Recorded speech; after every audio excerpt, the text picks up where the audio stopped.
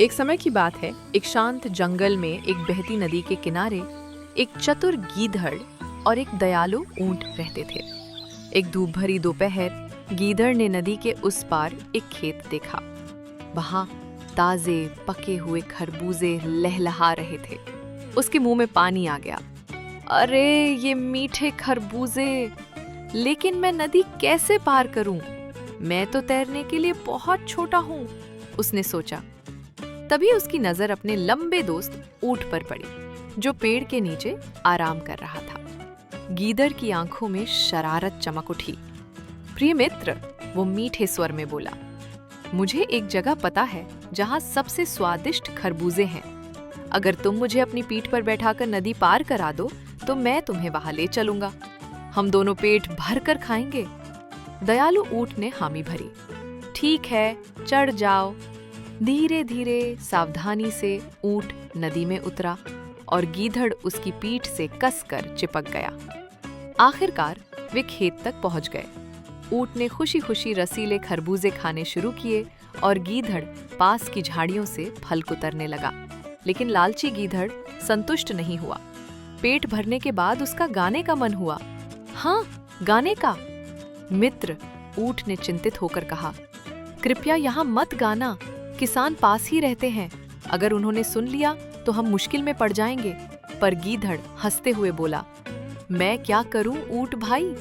जब मेरा पेट भर जाता है तो मुझे गाना गाए बिना चैन नहीं मिलता। इतना कहकर उसने सिर उठाया और जोर जोर से हुआ हुआ करने लगा। आवाज सुनते ही किसान डंडे लेकर दौड़े। अरे, हमारे खेत में चोर घुस आए हैं, वे चिल्लाए। उन्होंने बेचारे ऊंट को घेर लिया और पीटने लगे। बड़ी मुश्किल से ऊंट जान बचाकर नदी की ओर भागा। उधर गीदड़ छोटा और फुर्तीला था। वो झाड़ियों में घुसकर सुरक्षित बच निकला। वापसी के रास्ते में ऊंट चुप था। उसका दिल भारी था। गीदड़ मगर खुशी से गाता जा रहा था। ला ला ला, कितना मजा आया, पेट भरकर दावत उड़ाई। नदी के बीच पहुंचकर ऊंट अचानक रुक गया। मित्र, उसने शांत स्वर में कहा, जैसे तुम्हारी एक आदत है वैसे ही मेरी भी एक आदत है। गीदड़ ने चौंक कर पूछा, कौन सी आदत?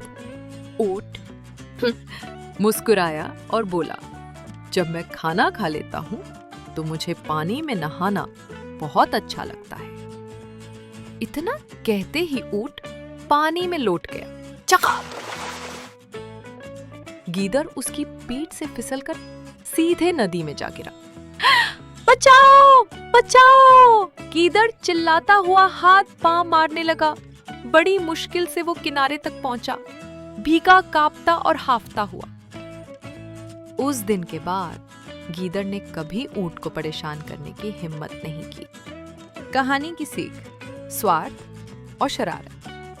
पहले तो दूसरों को नुकसान पहुंचाते हैं, लेकिन अंत में मुसीबत शरारती पर ही आती है।